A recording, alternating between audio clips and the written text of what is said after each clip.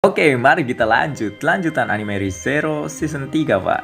Di part 4 sebelumnya, setelah Regulus dikalahkan, fokus kita beralih ke Emilia Subaru yang berada di gereja. Mereka mencairkan istri-istri Regulus, semuanya total 53 orang, dan mereka semua selamat. Sementara Reinhardt langsung pergi membantu pertempuran lainnya. Subaru merasakan sesuatu masuk ke dalam dadanya. Itu adalah faktor penyihir Regulus Corneas di dalam Subaru. Lalu adegan pun beralih ke arah balai kota yang sudah diserang oleh Capella. Dia berkata, "Hahaha, kau pikir bahwa wanita cantik ini akan mengikuti kesopanan dengan patuh menunggu di menara itu? Benar-benar tidak masuk akal." Varys yang sedang melindungi Cruz pun berteriak, "Kau adalah Uskup Agung dosa nafsu." Capella pun menjawab, Oke, kebencianmu bisa dimengerti. Dia memang kalah dari darah itu. Sejak awal seharusnya tidak berhasil." Capella pun memakai wajah Cruz.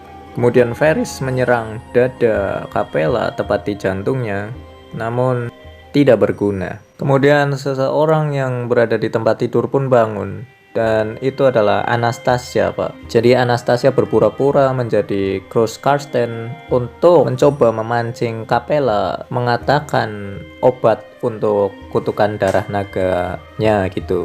Namun karena gagal, Anastasia pun bangun dari tempat tidur. Anastasia sudah tahu kalau pasukan tempur utama dikirim untuk melawan semua Uskup Agung, tentu balai kota akan tanpa pertahanan kan. Jadi Anastasia sudah mempersiapkan beberapa hal. Anastasia mengetuk lantai dengan jari-jarinya, kemudian lantai pun runtuh ke bawah. Capella pun terjatuh sampai ke ruang bawah tanah balai kota. Dan tentu saja Capella dapat beregenerasi. Kemudian seorang pria muncul di sana. "Meskipun aku baru saja menyapa kalian, suasana hatiku sedang buruk hari ini. Sebelum aku mati, cepatlah pergi dari sini, Moluska." Itu ada Aldebaran. Al pun menyerang Capella dengan pedangnya. Namun Capella memiringkan kepalanya untuk menghindari pedang itu, kemudian melakukan pose seksi untuk mencoba merayu Al. Al pun berkata, "Jika tujuanmu untuk merayuku, itu tidak ada gunanya loh." Capella pun terus merubah wujudnya menjadi seseorang yang Al suka gitu, tapi agak sulit karena Capella nggak bisa membaca ekspresi Al karena Al pakai helm kan. Tapi dari gerakan tubuh, Capella berhasil menjadi Priscilla. Wow, dari mana kau bisa tahu? Ojo, seperti yang kuduga, kau menjijikan, jadi aku benar-benar tidak menyukaimu. Dasar daging lelaki busuk plin-plan. Bahu Capella pun berubah menjadi kepala serigala lalu menerjang ke atas Al. Namun Al melompat ke samping, kemudian Al menggunakan sihir tanah. Donna. Dinding tanah pun menyerang tangan kanan Capella yang berubah menjadi serigala. Kemudian Capella pun menyerang dengan lengan kiri yang tersisa, namun Al berhasil menghindar. Donna. Al terus menggunakan sihir tanah sebagai taktik terbaiknya dalam pertarungan. Membentuk rintangan, menghalangi pandangan, membentuk pijakan. Sihir tanah menghalangi pandangan Capella, lalu Al pun melompat dengan sihir tanah sebagai pelontar, lalu berhasil memenggal kepala Capella. Darah yang muncrat pun dihindari Al karena tahu darah itu beracun. Nggak berhenti di situ, Al pun menusukkan pedangnya ke tubuh Capella yang tanpa kepala, lalu merapalkan Donna. Tubuh Capella pun meledak, bang, tangan kaki berserakan, isi perut. Kemudian kepala Capella pun berbicara, "Bukankah harusnya wajah favorit Anda menggoda? Apakah kau tipe yang mengekspresikan cinta dengan rasa sakit?" Al pun menjawab, "Masih belum cukup." Potongan tubuh Capella pun terurai menjadi lumpur. Capella pun menanyakan tentang Subaru yang harusnya sudah tidak bisa bertarung lagi kan karena diteteskan darah naganya. Al pun menjawab, "Aku tidak tahu bagaimana tepatnya, tapi sepertinya diteteskan darah bukan akhir segalanya."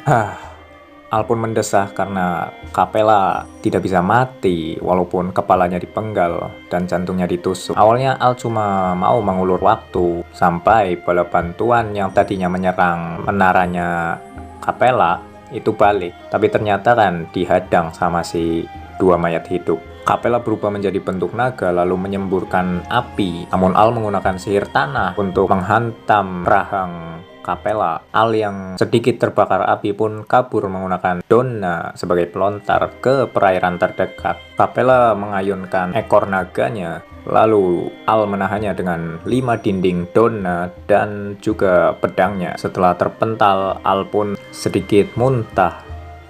Sialan, di pihak korban kali ini benar-benar kurang beruntung di sini. Di sini Capella merasa pertarungan defensif habis-habisan Al itu agak aneh cuy. Serangan yang harusnya nggak terbaca, pengejaran yang harusnya nggak bisa dikira. Al kayaknya udah lama tahu gitu, seolah-olah udah tahu kan. Ya karena Al pakai kemampuan otoritasnya gitu kan.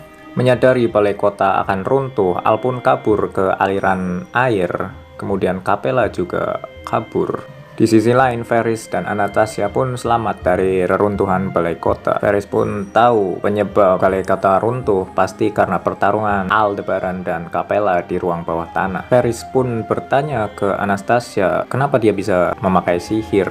Karena sebelumnya Anastasia menyerang Capella di wajahnya dengan sihir gitu. Kan gerbang sihirnya Anastasia itu cacat, Pak. Al pun datang dari reruntuhan. Soal itu aku juga ingin mendengarnya. Kau menyembunyikan kemampuanmu. Orang-orang sepertimu itu kami sebut penyihir tahu. Mirip kayak Nona, masih kelihatan kayak Nona, tapi di dalamnya berbeda. Al menyadari aksen Kararagi palsu Anastasia kan, apalagi Al dari Jepang ya kan, udah pasti tahu lah logat Kansai.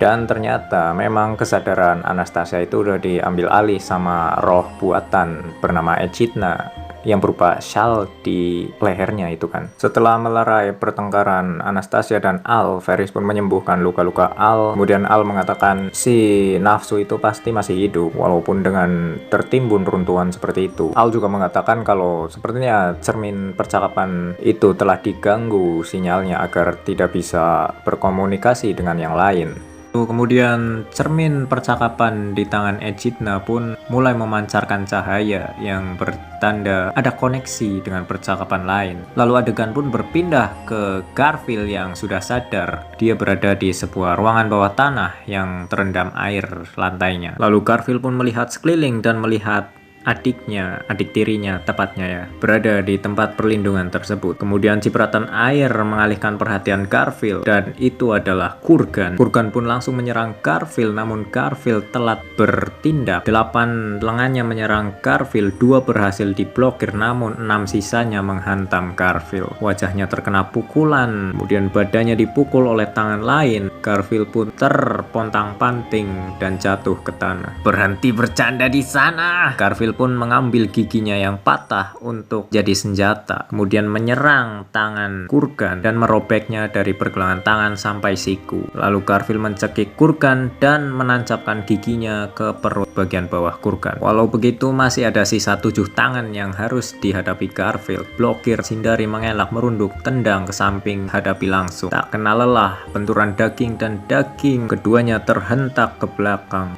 Walaupun Garfield ingin kembali ke balai kota, namun entah kenapa dia merasa senang dengan pertarungan ini. Garfield telah meninggalkan Santuari, melihat dunia dan mendapatkan lawan yang lebih kuat gitu kan. Kurgan, dia telah menyelamatkan Garfield dengan menghancurkan tembok sungai agar Garfield selamat dari tenggelam. Padahal kalau mau ya tinggal nunggu Garfield tenggelam terus selesai kan. Awalnya Kurgan menganggap Garfield cuma sebagai bocah yang sedang mengamuk. Namun setelah Garfield berdiri mengangkat perisainya dan menganggap Kurgan sebagai dewa perang, Kurgan pun menarik pedang-pedangnya sebagai cara untuk menyapa seorang prajurit. Garfield pun melihat sekitarnya dan menyuruh adik-adik tirinya untuk segera pergi dari sini. Larilah kalian, kalau aku kalah di sini tidak ada yang bisa melindungi kalian tahu. Baiklah, kau pasti menang, Gorgeous Tiger. Oi Taisho, bukankah efek pidatomu terlalu kuat di sini? Garfield pun menghantamkan perisainya.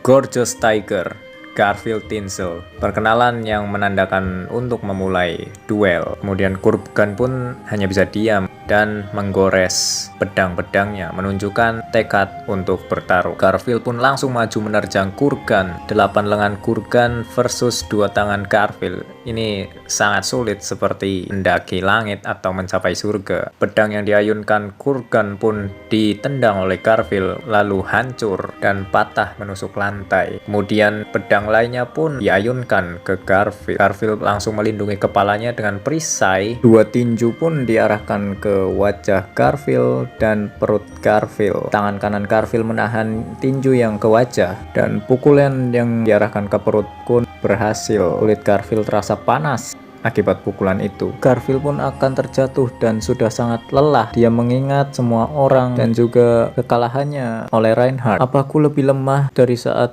aku di Santuari? Tidak. Menjadi cukup kuat untuk melindungi apa yang Anda rangkul itu sudah cukup. Garfield pun merasa segar kembali saat pedang Kurgan diayunkan. Garfield menahannya dengan perisai di tangan kirinya. Kedua tangan Garfield pun terpelintir patah karena terlalu sering menahan serangan Kurgan. Namun Kurgan tidak akan menghentikan serangannya sampai Garfield berhenti bernafas. Garfield pun menggigit perisai di tangan kanannya karena tangannya sudah tidak bisa digunakan lagi. Pedang terakhir Kurgan pun diayunkan ke mulut Garfield. Garfield menahan dengan perisai yang digigit mulutnya. Kemudian Kurgan pun terkejut dengan semburan darah dari lengan yang sudah dilukai dengan gigi Garfield sebelumnya kan. Memanfaatkan momen ini, Garfield pun langsung menjatuhkan perisai di mulutnya dan menyerang, menggigit leher Kurgan dan merobek-robek lehernya. Setelah itu Garfield pun terjatuh dan memuntahkan daging-daging leher yang sudah digigit olehnya. Kurgan pun memandang Garfield yang sudah sangat parah di lantai.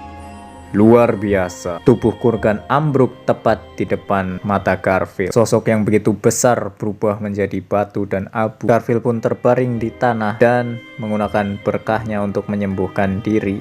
Sialan, persetan. Adik-adik Garfield pun memanggil, Gorgeous Tiger, kau butuh dokter? Pergilah, masih banyak orang lain yang butuh dokter. Aku harus kembali ke balai kota. Tapi Gorgeous Tiger, di sakumu, cermin percakapan yang di saku Garfield pun bersinar. Oke, karena udah kepanjangan, kita lanjut part